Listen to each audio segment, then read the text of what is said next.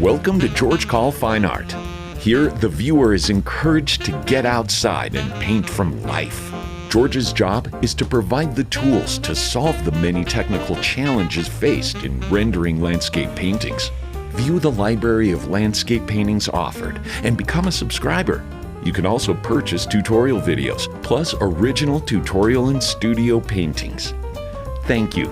And if you like what you see, click the subscribe button and join in on the fun.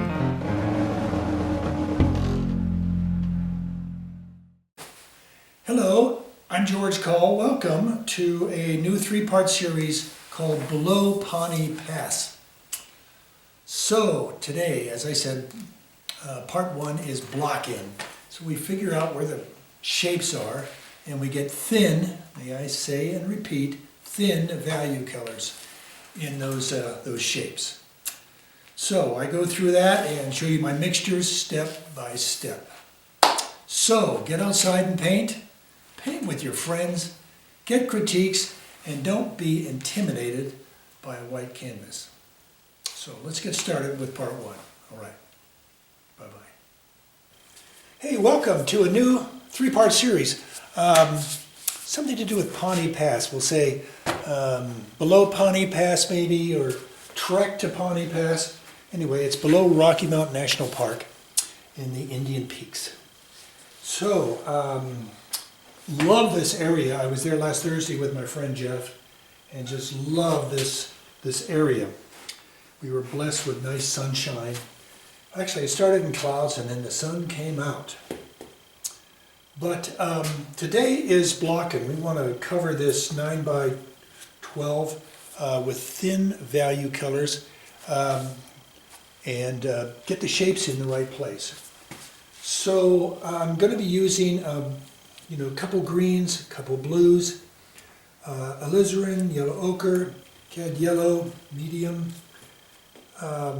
transparent oxide red, or if you want to use burnt sienna, a warm gray by Portland, a purple, and a titanium white.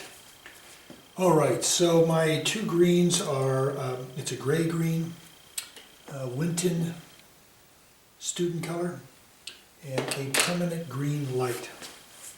All right, so have your coffee ready and start your timer, and I think we're in business. Start. All right, there we go. What I want to try to do to start is figure out where these shapes are going to be. And there's a whole lot of earth and not a whole lot of sky, so I might put in a little bit more sky than we've had previously. But let me just get some of this warm gray, a little bit of blue, ultra blue, warm gray, just a touch of transparent oxide brown. I toned my canvas with some Michael Harding gray. I mixed it in with some Michael Harding orange, and it's kind of a nice warm color. So here I go. I'm just going to use, it looks like a number 1 filbert. And I see I have some shapes. I have a hill coming down this way. I have a little bit larger hill starting a little higher, coming in here. Big trees.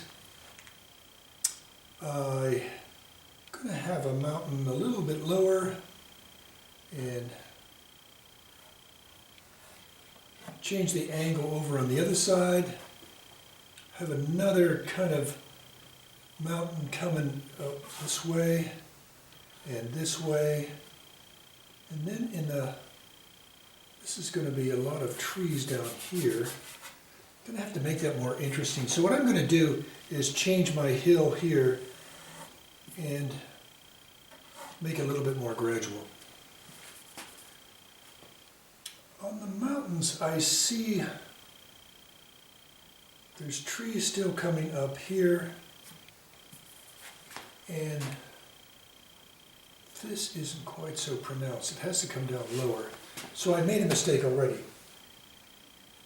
So I'm going to be erasing. Put a little bit of turp in my rag and tried to erase that. There's kind of another triangle here, and then little triangles here, here, here. I'm going to bring this down a little lower because I'd like to show more of the interesting subtle designs in the mountain. So I'll bring these guys down lower. All right, so we have more of this kind of stuff going on. All right, so what am I going to try to do next? So what I want to do now that I've got some lines done is fill in those lines with value color, thin oil paint. In other words, it has some Gamsol or some medium mixed into it. And that's what I'm going to work on next. Okay. So I'm going to change brushes to a number 2 flat. Let me get another paper towel. And I'm going to make a darker mixture. Blue, transparent oxide brown. Blue, transparent oxide brown. If you don't have transparent oxide brown, burnt sienna will do. Darn it, I dropped my brush.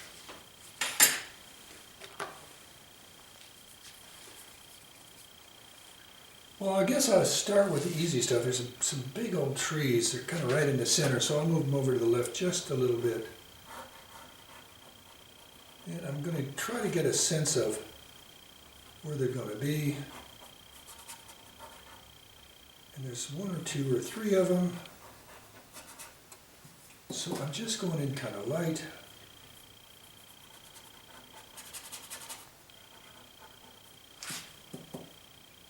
And I think of a big shadow. And then we're going to have a couple smaller guys here.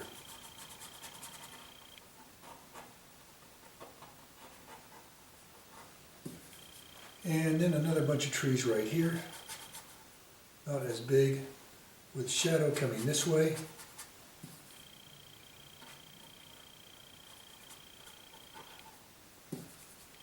And some other trees coming up here also. But they're not quite as dark. But I'll put some dark right in there. I have some dark guys coming up from the bottom. I can't see the bases of them. I think that's okay. And I'm just going to make a little bit more dark and sketch in a few of these in here to try to break up that big triangle of green behind it.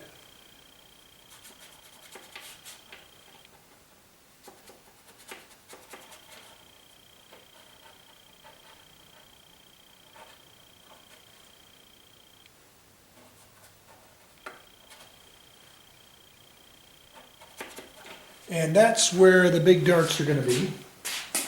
Getting back, it's looking okay. A whole bunch of rocks and things over here on the side. I'm going to get some worms in here with some ultra blue worm, white, ultra blue, and gray. But first I need to have a darker design. So let me get some purple in there first. And I'm going to spread some purples out for bases of rocks.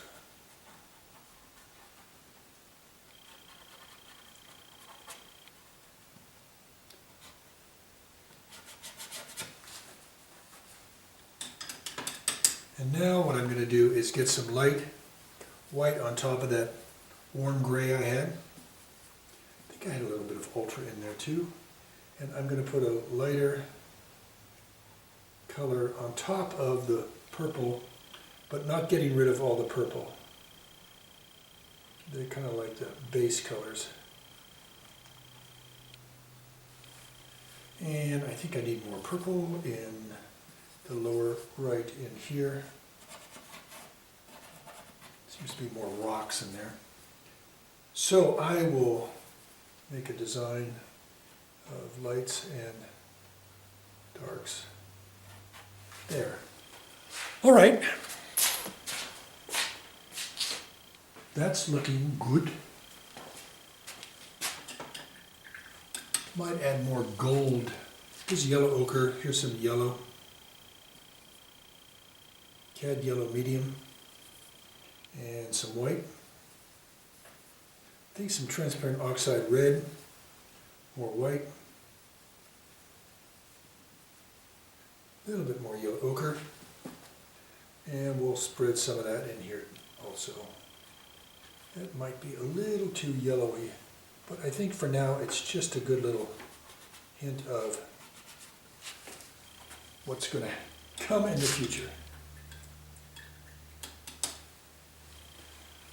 All right, now let's get over to another green, which is this triangle here, and see if we can work with that. So I have some of this dark, so I'll get some yellow ochre in it.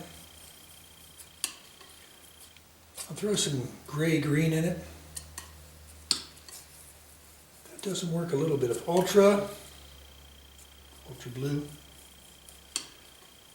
And that's too warm, so I'm going to get some more green.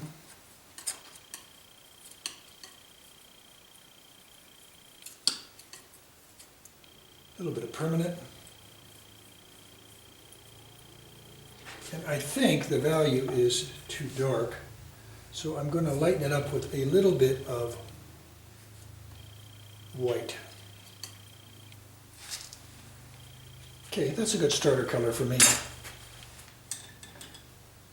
The color sometimes isn't as important as the value color, so I think the value's coming in pretty good. We can always get the color right in part 2. So I'm going to go in here with my old worn out number 2 and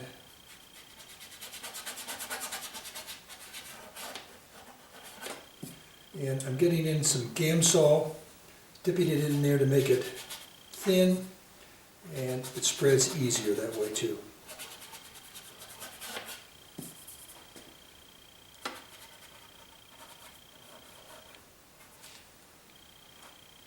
And I'll bring it up just a little bit into here. And I think we need some up in here too.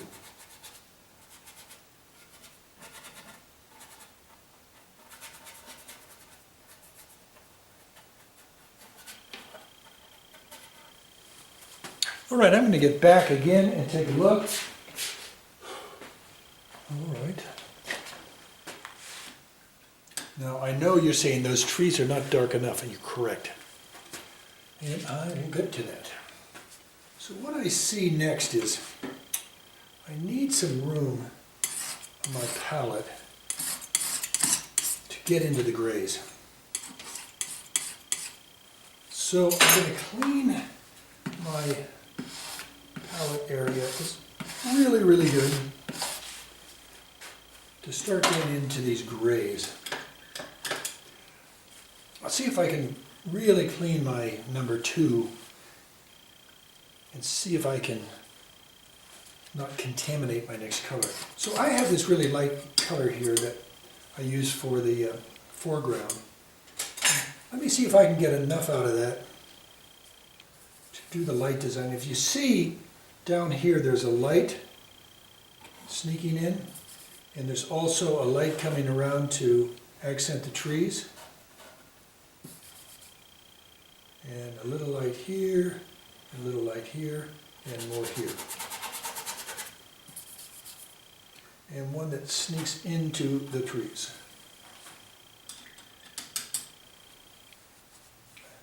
And I think there's a little bit more gray right up in here.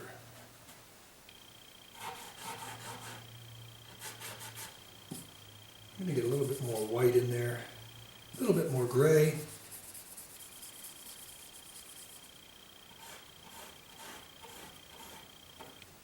That was the gray that I use up here again, and it's just a Portland gray. It's a worn Portland gray. Seems to be some of that also in here. I don't know if I can really have enough in here to, but there is some in there.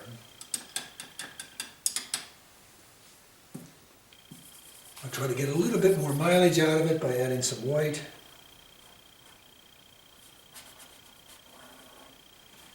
Okay, let's clean this and now make some gray. So some darker gray. I'm going to get some purple in here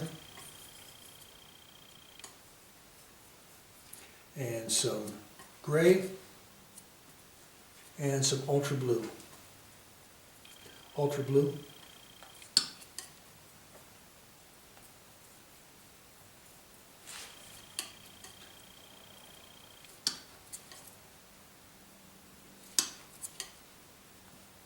And I think we might be in the right neighborhood. Cleaning off my palette knife. I have not broken a palette knife for some time, and I'm very proud of myself. Okay, so let's get some. I'm going to a number 4 filbert.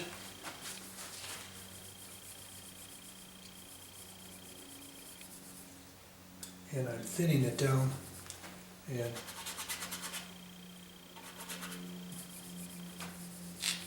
I'm going to fill in this area with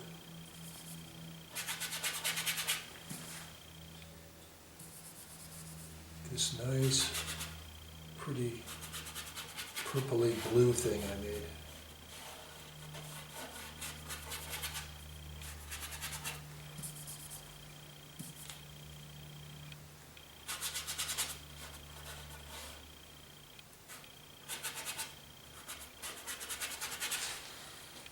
And now I'm going to add more white to that.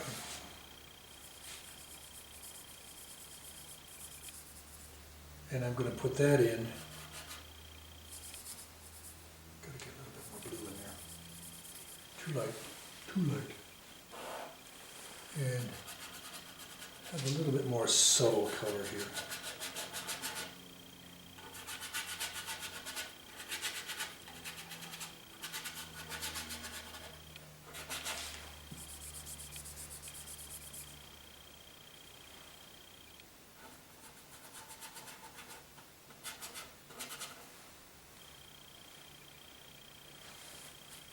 And I need to go darker with more blue, a little bit more purple, just a touch of purple, touch of purple, come on, get in there. A little bit more gray, a little bit more blue. And we are going to gray it down. And get some darks over here.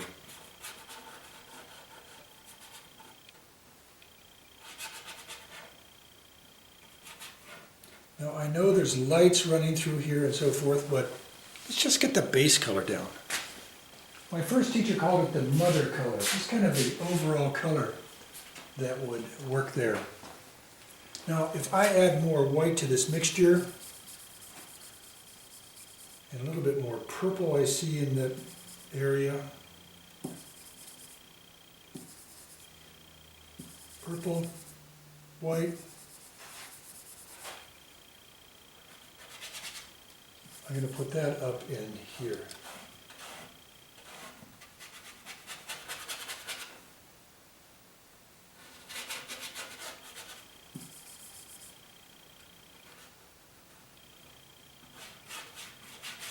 There's really a lot of nice subtleties going on in the background. So I'm trying to divide up here with, here's one value color, here's another, 1, 2, and a 3, a 4, and a 5. And I know there's some even darker stuff in here, and even lighter stuff up in here. Maybe this needs to go a little bit darker. So let me check my time. Oh, I'm doing good. So I'm going to get some of this darker color. Get some purple, blue, and there's some, let's see if this works here.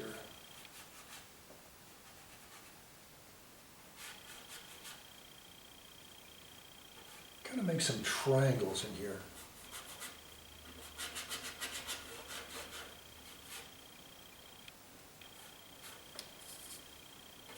And that's starting to give the viewer some information here that something's going on up there.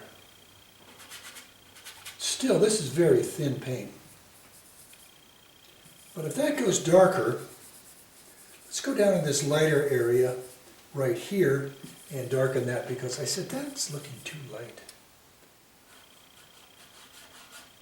There we go. That's pretty. There we go.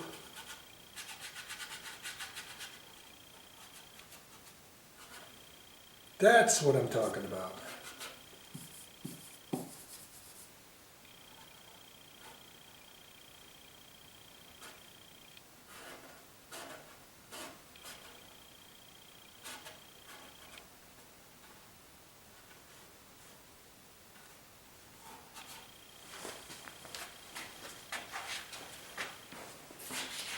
Okay, let's move on. I think I've spent enough time on mountain, so what I'm going to do next is work on sky. So if you have some cerulean and white, let's make a sky color, or if you have some Sevre blue, let's use that. And we're going to put some of that bright stuff over in here. And here, and a little bit here. And just a ribbon over the top. Probably I'm so far up there that the frame is going to cover it. And that does that. Well, my value is still off in the trees, the foreground trees. So before we finish this, let's get that completed. In other words, these trees here.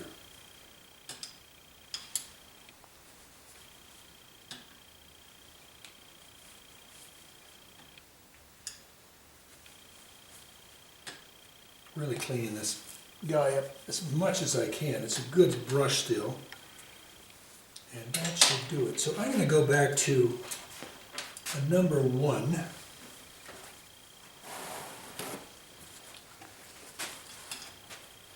and make a dark blue, transparent oxide red, a little bit of green in there, a little yellow ochre,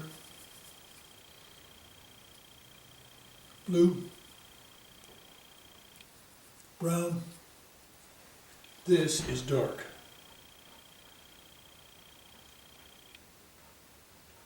And now I'm working on some good darks. Now keep in mind, photography makes the darks too dark and the lights too light. And they have their own mind as to what the value color is. So you have to kind of remember what you saw out there, but better yet, make some color sketches while you're out there, which I did not do.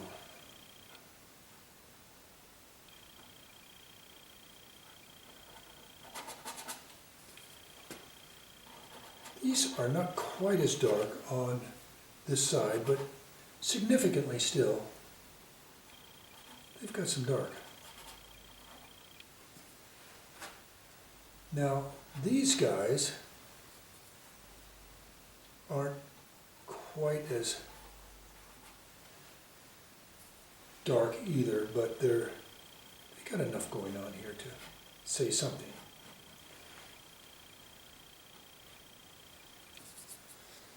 And then these guys, we're going to work on them too.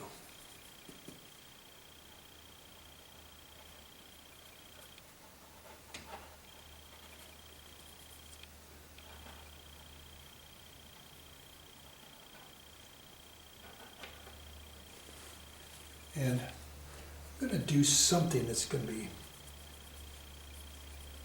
kind of interesting next. I'm throwing some yellow ochre into this mixture, and this upper part's a little bit darker. You see there's, the lower section's a little lighter, so I'm starting to work on some values here.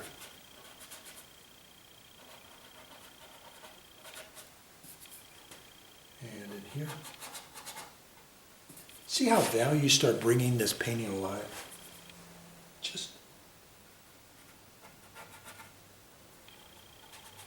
we'll be doing more of what I'm doing right here tomorrow.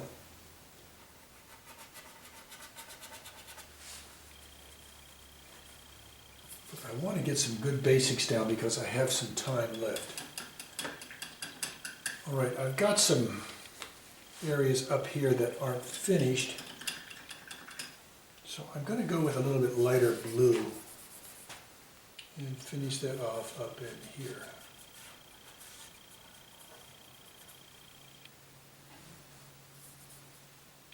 Just looking for areas that maybe aren't completed, or maybe need to go a little bit darker.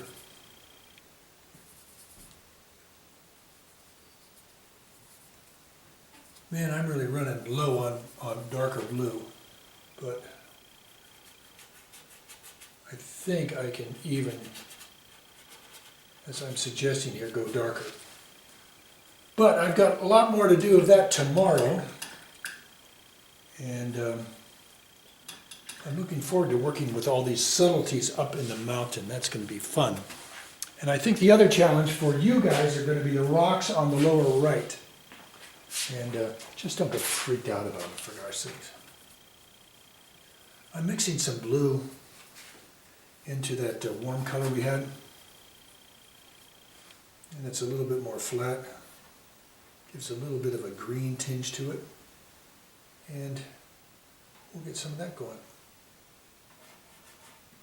But it also says light, doesn't it? That's nice.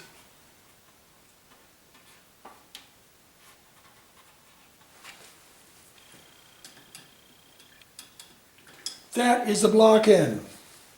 So, this is going to be a 3-part series, and this is the first part, so get your foundation in, that's what this is.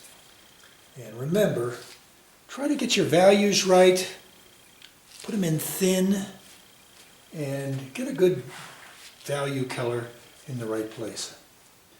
Alright, so tomorrow we will do balance and get these colors and shapes in a little bit more in the right place. So let's bring this part 1 to a close, and thank you very much for coming by for part 1.